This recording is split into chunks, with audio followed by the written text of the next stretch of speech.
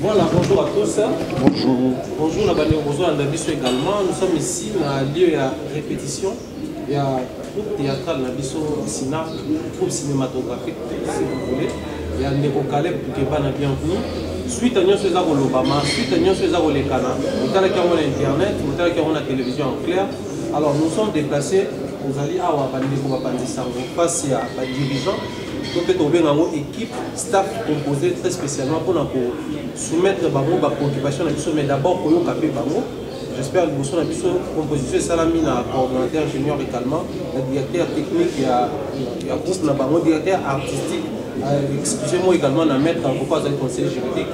J'espère pour procéder très rapidement, pour PESA Malobana Cordon, il y a une présentation, finalement, il y a pas de également, à PESA aperçu la situation où il est selon version à Bango et puis Bisso pour procéder dans le jeu à question-réponse à tour de rôle par rapport à Bango tout à l'heure puisqu'on a vraiment beaucoup de choses. Donc on alors sans plus tarder pour passer le papa et Cordon Junior pour orienter Bisso les deux.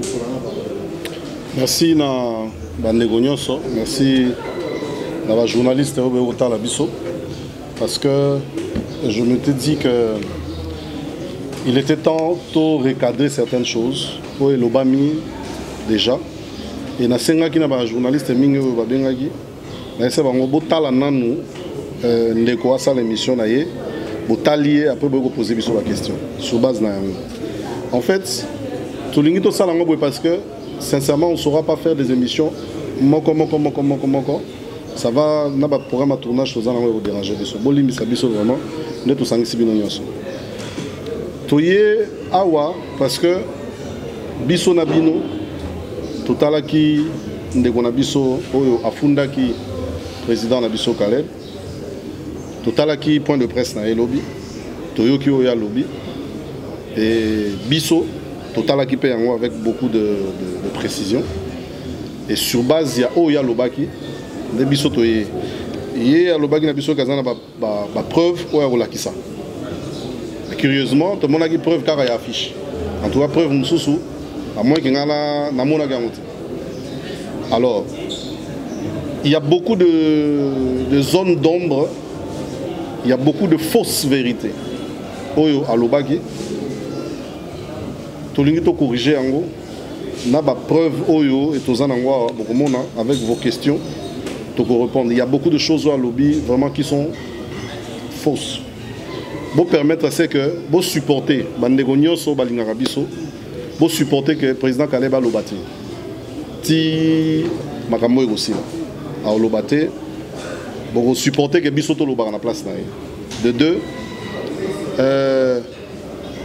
Torozala à peu près disponible mais Torolobaba vérité tout est justice aussi ça makambo parce que tozongi de sous la justice donc Toye awa pour relever la zone d'ombre sur ma camion sur le banc parce que il faut toye que ba fano ba ota la biso to salango pona bango to salango poto se justifier te na likambo moko be face à ndeko moko to salango par respect à bato batala ka biso balinga musana biso to rondi mate bato moko boye après 20 ans au sinar que sali de succès de travail après 20 ans to rondi mate mutu moko aye avec beaucoup de légèreté, aya ko bafouer musala ou tout ça pendant des années. C'est vrai que bateau baza ba émotif, bateau baza la sensationnel, bazala qui emporté na makambo lobaki, comme étant une des raisons de la PCE. Mais biso to nga lobanano. A lobanano parce que au moni président Caleb Azali un grand leader. Un grand leader, il faut tous se le reconnaître. Attends, on dit mal à rater, mais il faut tout reconnaître que le président Caleb est un grand leader. Abimisi acteur, il y a minene, il y a danger, toyebi. Et tu veux bafouer l'autorité na une parce que mécontentement mon ezali entre guillemets que vous allez régler à l'amiable. Donc on est là à la disposition de Bandeko pour répondre à d'éventuelles questions. Mais sinon on a balayé. En gros, il s'agit du film La fille du serpent. La fille du serpent est un film écrit par le président Caleb. Nakati ya groupe Sinark, Tozali, non seulement un groupe qui réunit des acteurs, mais Tozali pe na chaîne de télévision Oyo et du Fizaka, ba film o Tosalaka. Notamment, Tozali na Sinark TV YouTube, Tozali na Sinark TV na TNT et na satellite. Mais Sinark TV Oyo na TNT na satellite, ezali na kat ezali logé na kat ya télé distribution Otobengi Star Times. Ça veut dire Sinark TV za moko ya ba chaîne Oyo na kat ya ba chaîne Oyo na kat ya Star Times o biso toyebi. Et na kat ya organisation ya Sinark Tozali na structure et produisaka ba film ya Sinark Otobengi yango Sinark TV. C'est-à-dire Sinark TV ezali lokola maison de production ya Sinark. Na éviter surtout se comprendre. Alors, Sinark et Salaka et réunissaka ba acteurs congolais pour tout ça ba film Otobengi banzonzing o bison sotoyebi. Totalaka depuis des années tous os sangisa ba acteurs rebellés ensemble pour que tout ça va film tout ça va fan na biso. Film tout ça la fille du serpent. Ils allaient filmer moko tout ça comme ba film nyoso tout ça là. Particularité dans Wezani, particularité dans Wezaka. À chaque fois que maison de production nyoso ou bien groupe nyoso lingaka et produire film. Le coup là tous na ba producteur ti. Tout le ba partenaire. Ba sponsor. O ba yaka ko soutenir misala tout ça là. Alors, depuis un moment, notre télédistribution Star Times a commencé à accompagner Sinark qui devait sponsoriser certains de ses films. Au choix, il y a eu mon. Ça veut dire, nous avons des sponsors, nous avons Orange, Massafco, partenaire Nyonso, nous avons des sociétés de mèche et tout, nous avons des partenaires. Toyeko bakizape muninga moko aye lisusu comme na ye Star Times. Oyo andimi kozala partenaire na biso na sponsoring. Tango Star Times andimi ko produit film na biso, notamment La fille du serpent, parmi lesquels a produit ça, ils appellent La fille du serpent. Et na kata La fille du serpent, actrice principale, il y a film wana ezalaki ndeko na biso oyo tozana ye na procès. Tant que tu tournes film wana ndeko wana asali rôle principal. Na banzonzing to salaka, j'aimerais préciser bandeko que na banzonzing to salaka ba contrat to salaka na bandeko nyoso na Congo mobimba ezalaka de gré à gré. Ezalaka ba contrat verbal. Ça veut dire na bengi ndeko na ngai la rock, c'est mon cher. Dans un besoin de participer à un film, fan na basengi participer à un film. Voilà, biso pour participer à un film, biso moi muketo lugela rabatu, yango le roi tous sur la production gravité, moi muketo lugara yango yo, ceux qui osent d'accord au participer, ceux osent d'accord au participer, ceux osent d'accord te au tigi na yo. Et ndeko na biso wana atournaka déjà na biso. Ezali mbala ya liboso te atourner na biso, atournaka déjà na biso. Oyo, La fille du serpent, c'est le 4e film à tourner dans Sinark. Toyoka Nikande Toyoka Naga. C'est-à-dire, Ezelo Rasikate. To solo linaye. To sala, La fille du serpent, a aussi le rôle principal. Andimi. To bandeli. Tina Souka film on a tourné en Nyoka. Au moment que Ngai na Simba Nyoka, wana mutabanga Nyoka ye. Seul muto ando banga nyoka makasi yeyo na président mais nyoka wana soki net to changer site ngam na Simba et puis to bando kange munoko na papier collant to sisi film ebimi et les qui na YouTube et les qui na chaîne na biso Sinark TV pour tout ça rasuba CDT mais voici film nyonso soki to sali yango bandeko nyonso batunaka ba film ba acteur nyonso na bino ba journaliste je pense que boyebi que ceux qui mutu andimi ko participer na filmer ceux qui sili basalaka promotion à film. Promotion à film ezaka na ba support lokola teaser, lokola flyers, lokola affiche, ça dépend, il y a pas moyen besoin nango. Ou ça dépend, il y a pas partenaire au besoin nango ou ba linga accompagner bino na ba affiche wana. Ça veut dire, lorsque nous on a un contrat avec un partenaire, ils allaient contrat à maison. Maison solo il a acteur. Acteur sur quand nemi ko tourner, on lui doit ce qu'elle a demandé, ce qu'il a demandé. Plainte na ndekonabiso bienvenue tout kebana Caleb. A sali plainte saliboso a sengi ba dédommager na $300,000. Baye ko batindeli biso plainte wana. Ba pesi délai to reprendre. Baye ko ça la deuxième plainte. Ba changer montant et l'ongwe $300,000 et commis $3 millions. $3 millions taux dédommagé parce que tout ça là qui affiche. Assignation. Yango yo. Assignation. Tribunal de commerce. Il y a tribunal de commerce. Bandego yo. Bayebi makambo yo. Donc na assignation, ceux qui botali bino bozaba journaliste. Boromona balobi assigné à 1 la société Star Times Media, 2 un arrobalou c'est pas un caméraman, 2 monsieur Toukebana Yalobaki Afundi Kalepte.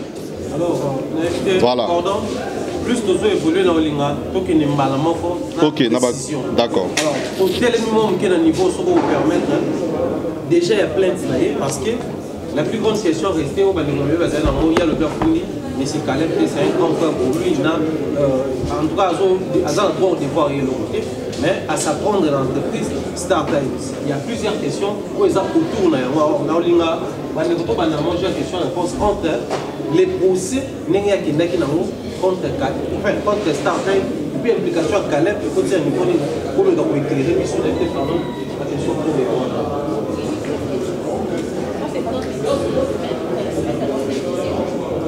Question qui parvenait surtout avec une question. Voilà, on a hier. On a mis à ma avant que les justice, alors quand ils étaient dans la mienne,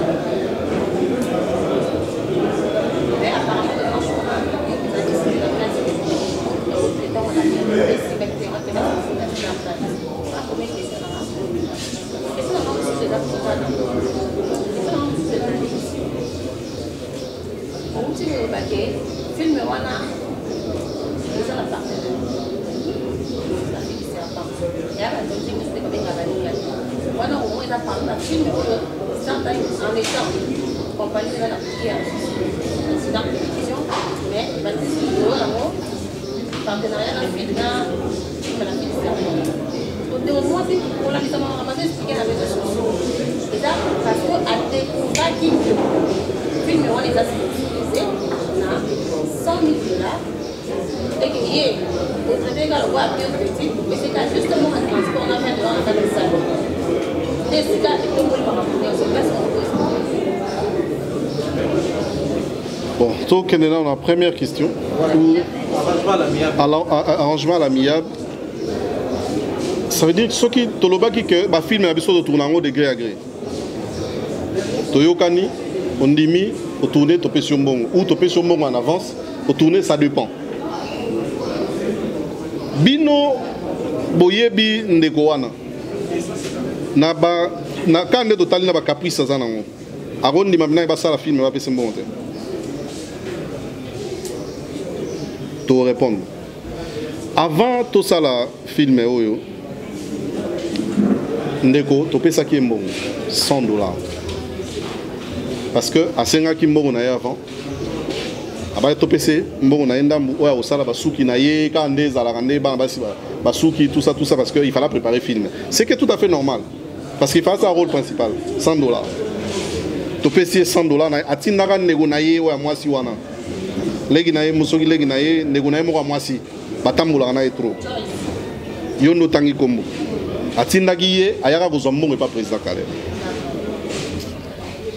accueilli to tourner film esili tango film esili président ebisaki ye lokola film esili au jouer na banyoka tout ça to kulugelo moi babe yango nini terme yango kiminga to baxelo moi quelque chose pour l'encouragement to baxelo quelque chose vraiment parce que nous avait surpassé il y a jouer na nyoka tu vois ça nous a surpassé que moi ça signé nyoka nengwana parce que ba tobe ba okimanga il fallait quand même penser à elle c'était normal alors ce qui est à monaki que tu peux essayer quelque chose de on est d'accord tous abattus ça peut arriver parce que tous a famille ça peut arriver que au tourner tu promets que non la minute où tu es là ça peut arriver que tu repères ça yo mais tant que tu repères ça yo ce que monique délai au tu vas qui tu peux sur l'équipe et que au lingi tu traites en l'amiable tu l'as n'a que le morobo à lobby boy tu as là président jour on a tina minuit tournage ici na minuit Range Rover Rigoti Gangai lobby nango na poko ta on a bengi pour na contrat président bisinga dans la poto je pense que tu l'as nagé toye bisanga bozaki na président na minuit avion ozaki yani bon poto on peut na so baba kinanga bongo na ebite alo bengi muninga na poko abiso na poto quand même soki que ba futi yote tozongi na mama contrat parce qu'il fallait toper ces contrats. Ce qui va foutre, la procédure est amiable les ébélets. Il y a justice. Ce que mon équipe foutre, tu as mon numéro. On arrivera. Tu es côté en côté à Moussika. Comment? Alouki Caleb. Ce qui est Caleb est simbité. Alobi a solo la gana ba Fatouka Yembe tout ça. Tu peux associer les autres. Ce que Simbikate a une TPC Zalit. Tu as une TPCT. A une TPCT. Je te dis, Bissonnet a une TPCT. A une TPCT. Le président est allé la voir. Problème n'a qui a lobby on peut bien que ça pour la fouta qui était. Problème n'a pour l'affiche. Il y a moi porté plainte. Mais tant qu'on a porté plainte, le président est allé le voir. Est allé la voir. Le président épicier. Ce qui est au foot à Kyoto, tant que vous avez payé $500, il y a une réparation. Toi, Bandeko, ce qui est au foot à Kyoto, et que après un temps, il y a $500 pour la réparer. Yoboyi, réparation, ça la ronde.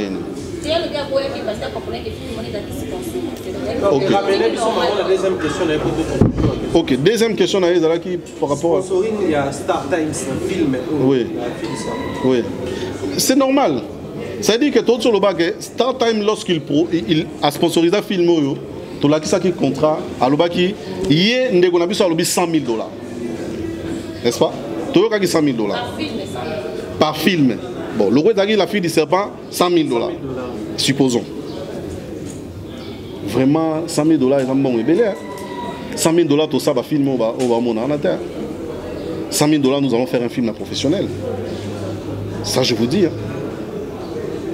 $100 000 c'est beaucoup d'argent. Qui n'a pas payé $100 000 dans le Congo?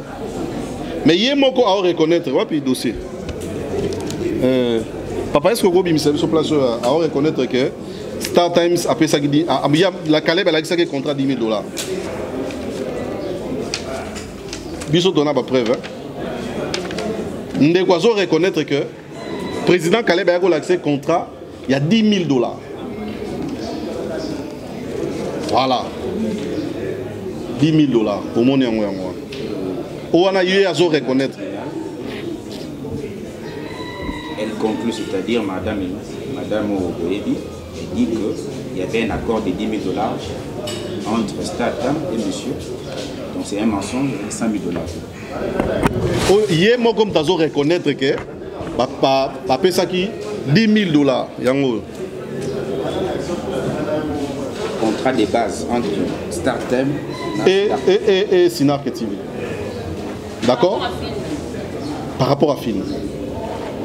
Star Times ceux qui partenaires à un film, même Orange, tant qu'il y a Sinac, après ça va condition.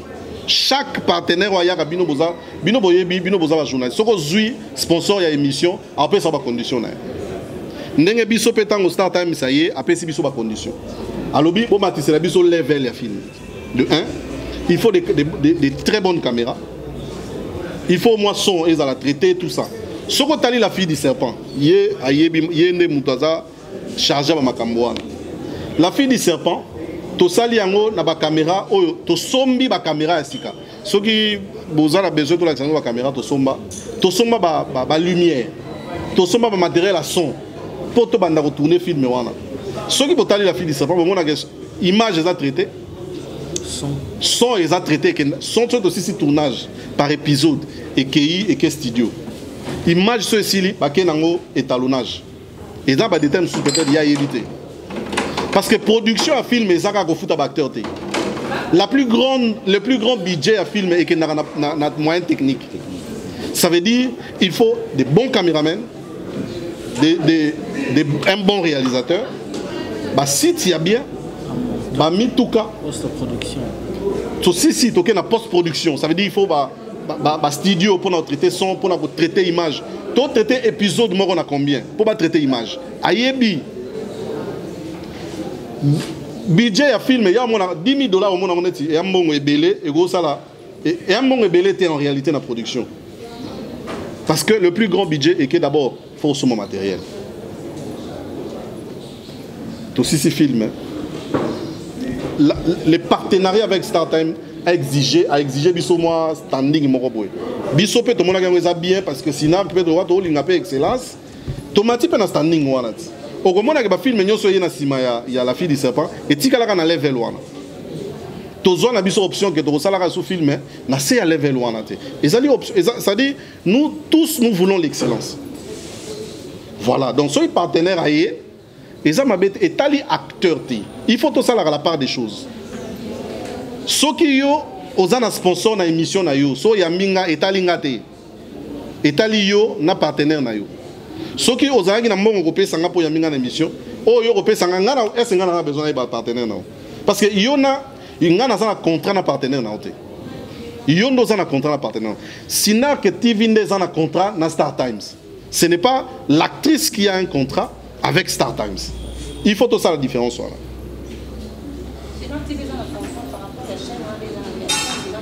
Ça veut dire que pour un film. Mais il y a lobby. Ça c'est la réponse du président Massou. Pour nous répondre. Le président Caleb s'est senti les ennemis. On est prêt, on a nos arguments, mais nous trouvons quand même les solutions pacifiques. Dans la lettre a été adressée au président Caleb en 2019. En répondant au groupe SIDA. Et qu'est-ce qu'il dit à la fin? Quelles que soient les raisons avancées par l'actrice. Oyatinda. Donc, j'espère que tu as eu... Pardon? Non, mais ou bien je me répète. Est-ce que je peux me répéter? Les affiches, mais nous parlons de l'affiche. Nous ne parlons pas des bouquets. Nous parlons de l'affiche. Tu as expliqué. Et là, il y a le bouquet. Donc, toutes les démarches que je fais là, c'est pour expliquer la différence entre bouquet et zolo. Et la bouquet. Bazo présenter film la Star Times, la chaîne la Star Times. Donc ce sont des précisions importantes. Est-ce que yo goza un sponsor dans l'émission na yo mais au logo na été. On invité mon baya ou bien Barési, obi bon, donc ça l'affiche mon na zo ya Barési. Émission présentée par tel sponsor. Alors le logo te veut commander quand même. Elle a envoyé des images pourquoi? Sinon en fait, il y a malhonnêteté, il y a malhonnêteté. Ne voilà la question, ne voilà la question. Claire, il y a groupe SINAC. Vous avez la version déjà de la mission à moi. Alors, la ministre a commis opposition à parole, il y a vraiment compte réalité. Mais bien sûr, tu as besoin de précision. Oui. Le retour dans la question, il y a la version autosue, contrairement à la OIA, qui est qui sont, oui, pour ça, la question, réponse non comment par personne, pour avancer là-dessus.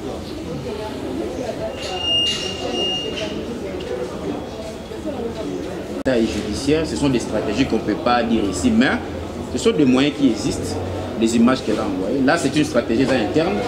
Et nous sommes prêts à aller en appel. Et nous avons un élément suffisant. Mais la logique, la déontologie, et permettre que le Bamonion soit. Mais ils allaient sur place. Je l'ai dit tantôt. Je l'ai dit ici. Toute décision judiciaire, il faut la respecter. On a pouvoir, en tant qu'État de droit, critiquer le juge. Mais je l'ai dit, dans une décision humaine, les erreurs peuvent aussi exister. Donc, c'est ça la réponse simple par rapport à ça. Je ne sais pas si les cordons l'aidaient à... Une autre question par rapport à la procédure de... Donc, entre Yéna Bisso, Bisso n'est pas le film.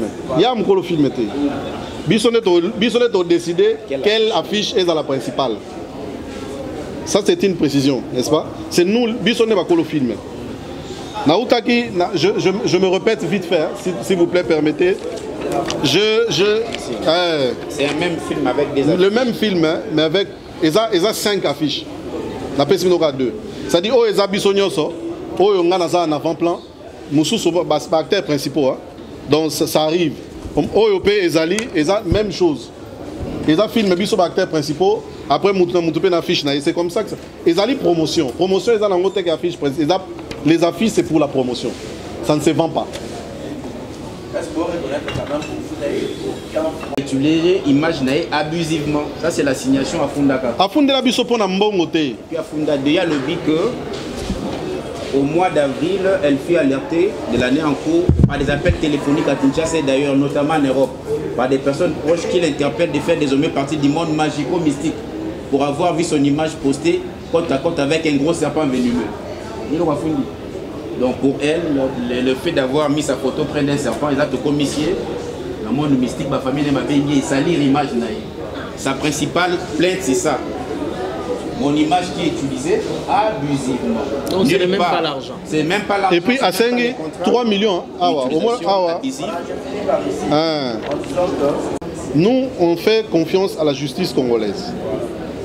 Il peut y avoir des erreurs, mais ceux qui courent Oyo, attends qu'il va courir rebelle, il va courir de cassation, le cours de la juridiction internationale. Donc, en fait, on peut aller plus loin parce que le problème, c'est la mauvaise foi. Barézi, on va producteur de film. La Tekiote. Tu produis des films Nzonzing. Tu sais comment ça fonctionne, mon frère. Dans les films ici, toi, tu sais combien tu donnes à tes gars pour te tourner un film. Ce n'est pas les premiers films que notre soeur joue avec nous. Mais si elle reconnaît, voilà ce que tu as là, il présente une novelas. Problème exacté. C'est ça le désir de tout le monde, et de toi et de moi. L'objectif, c'est de changer le cinéma congolais. Et ça bien. Mais c'est quoi le fait que tu joues avec Irsil Péchanga, Vie de loin, Pakaloui, Mama Kaluma, Sifa, Ngaï, Larok, les autres. D'accord? Avec les mêmes thématiques. Awa, et l'autre, traitement à image, traitement à son, n'a pas caméra à utiliser.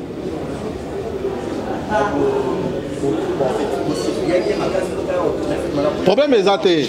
Acteur Nyonso, d'abord, et ce sont des choses qu'on ne peut pas parler. Vas-y. Ngaï en tant que réalisateur, Larok en tant que réalisateur, ceux qui ont réalisé Ngaï dans le film, Ngaï est acteur, il y a des réalisateurs, il faut s'y plier Ngara. Junior, l'hôpital tourné, Junior, l'hôpital tourné, prépare-toi déjà aux alan à 8 heures. Hein? Je crois que c'est ça l'explication. Vraiment, l'obis alan à 8 heures, s'il te plaît. Et ça, la marabongo, même dans ma film, tout ça, sincèrement, je suis désolé, je vais le dire. Dans la film, la Canal Plus, la TV5, TV5, A+, France O, ainsi de suite. Je sais comment ça marche. Bati Narumi Touré. Hier, vous avez grâce à moi, Orange, je vais en parler. Orange, je vais Tikaye. Mais Bisso, pardon? Azalara fragile. Il y a un moment qui va tirer mon car et qui Tikaye. Et puis une précision, de éclairer opinion. On n'a pas fait cette émission, s'il vous plaît. Tu dois éclairer vraiment opinion. Tout ça, l'émission, on a un double objectif. Le premier, c'est d'éclairer la population congolaise parce que le président Kaleb Sali j'ai vu dans certains médias qu'il y a escroqué Moutou. Il n'y a rien d'escroquerie, c'est une affaire civile. Escroquerie, c'est une affaire pénale. Ça, c'est la première précision. Nous sommes venus parler au nom des SINAC pour éclairer qu'il y a eu un contrat qui a été bel et bien signé. Aujourd'hui, la dame réclame par rapport à l'image, on en viendra. Deuxième précision, nous avons été déçus et nous sommes prêts à affûter encore nos armes à Potokene. Donc, on n'est pas venu pour critiquer. Tu es éclairer l'opinion par rapport à ma preuve. Parce que nous avons des fans. Des fans qui pensent qu'à escroquer. Ma fan, on a la commentaire, lobby n'a pas direct au salarié. Certaines personnes, tant que qui est, lobby a vraiment Caleb à Salifo. C'est normal pour Bayoka qui est. Mais maintenant, Barési, toi tu étais là. Alors, il y a ma preuve. Moi, j'ai pas vu un papier comme ça. Hein. Mais moi, je t'amène de preuves. Comment Moutou, Namaël et Nabiso, journaliste, Moutou a dit que Biso to funda qui Star Times. Mais Star Times n'est Moutou à côté ici Caleb. Et c'est ça normal.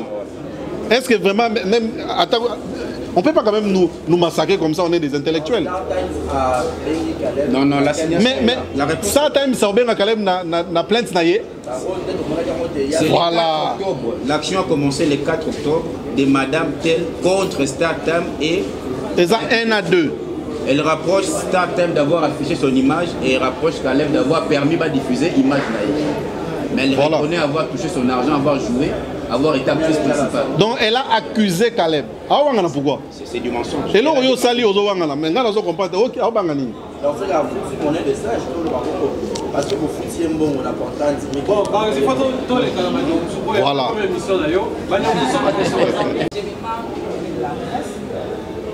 Côté pourquoi le dit que a joué la bannière, pendant des minutes, soit pas soit.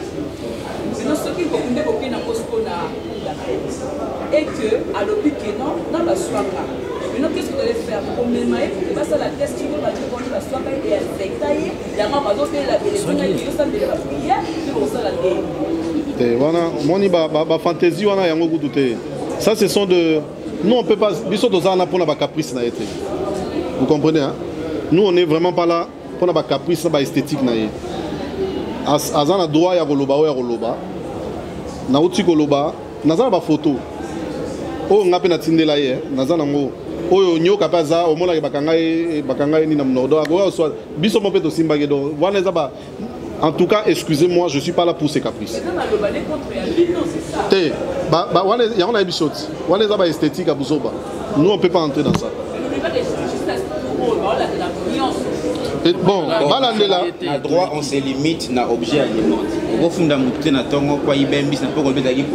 elle a accusé pour l'image.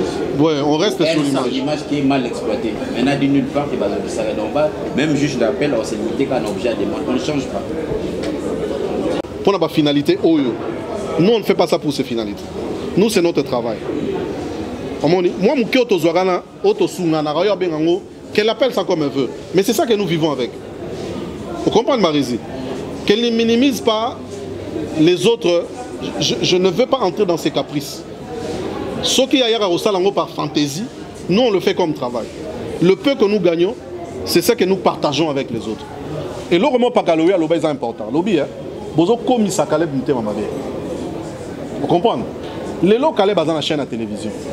Caleb a diffusé tous les films que tu vois dans notre chaîne est diffusé à Ophélie. On fait payer à personne. Tu comprends? Par la bonne foi.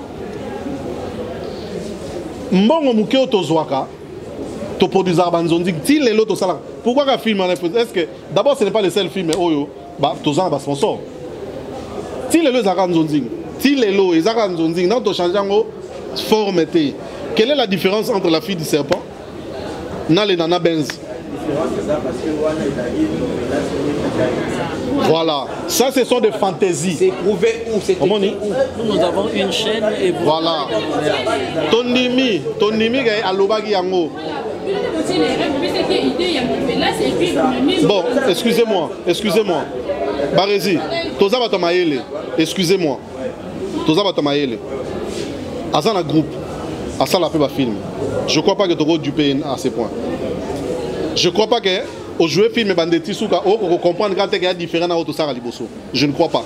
To bandi bene bandi tisuka, mais comment yo reconnaître 10 000 $. Toi là qui s'en mis candidat.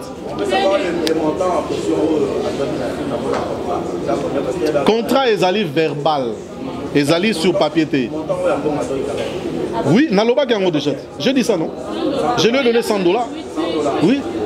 Pardon? Vous avez joué 2 jeux parce que au s'initier raté. Mais jouer qui pourquoi? Oh.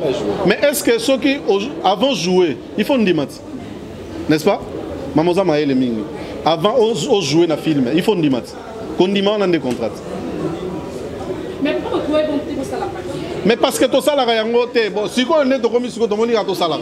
Pour to eza nzonzi tout ça la raté. Yo aucune chaîne de la télévision ba engagé. Mais on dit qu'on travaille à bon faute.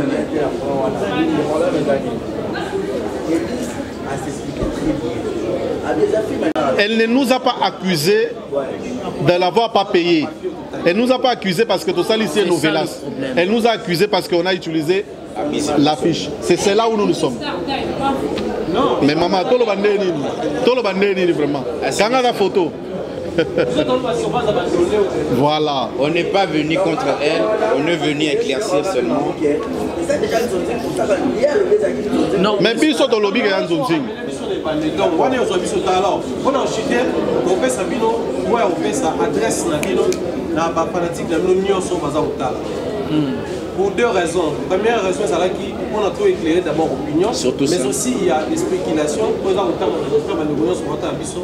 d'accord, beaucoup de gens interprètent que Caleb a antécédent et des cas qui est belé. Les bateaux ont utilisé bateau va approcher pour ternir davantage tout quoi il s'agit.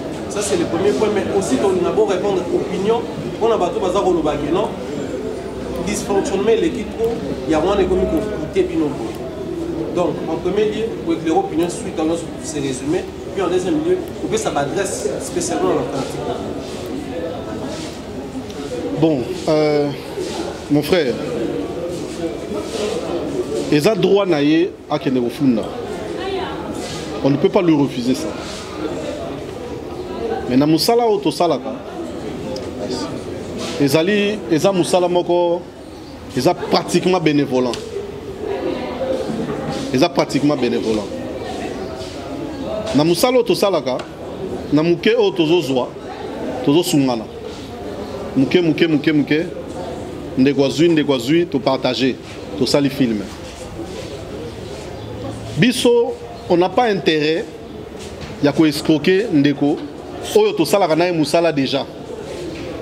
Ça fait 20 ans que Sinark existe. Nous n'avons jamais eu de problème avec quiconque dans ma dossier à tournage. Ça fait plusieurs années que nous sommes dans l'Enzonzing. Nous n'avons jamais eu un problème avec un seul acteur sur ce point-là. Et sa question peut-être il y a Koyeba. Circuit à Makambo, on est autour expliquer circuit, il y a production à film. Ce qu'on y habite,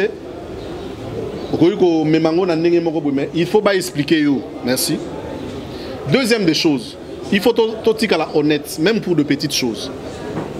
Si on veut gagner de l'argent, il faut gagner mbongo honnêtement. $200 000 à Rosango, wapi. 3 millions de dollars à Rosango, wapi. Les annetis, on a musala naie.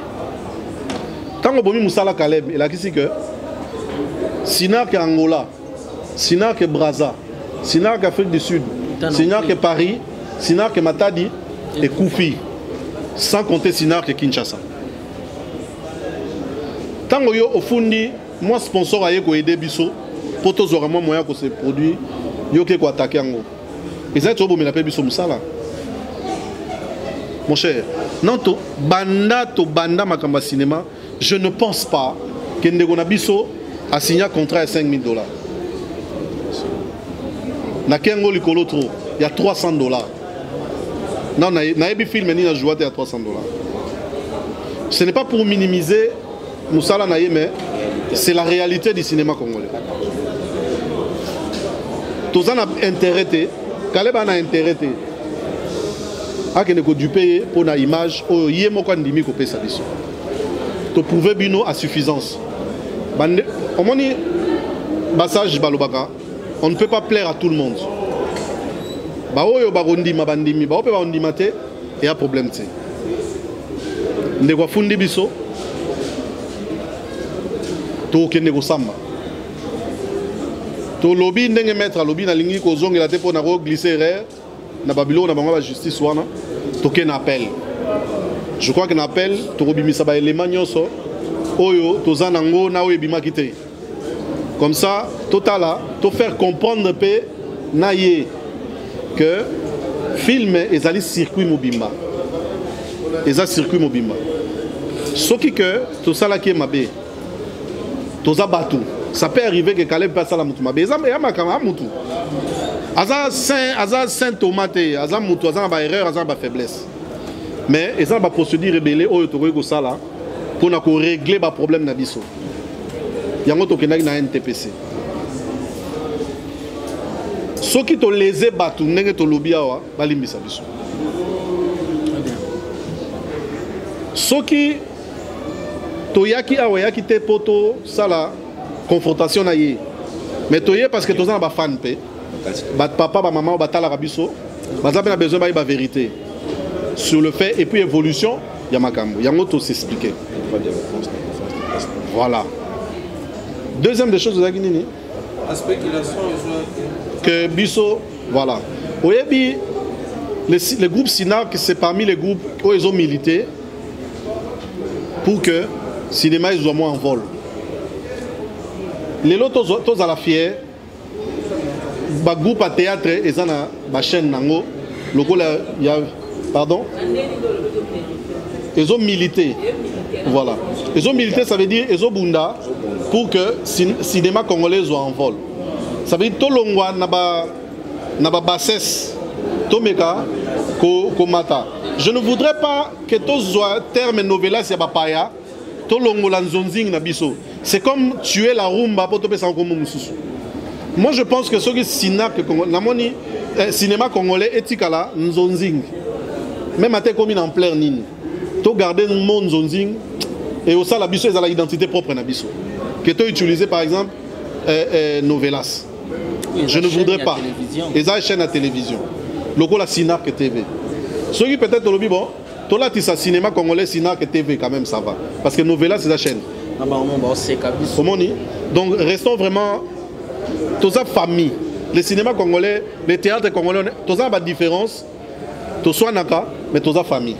On peut régler cette histoire entre nous. Oui, bien,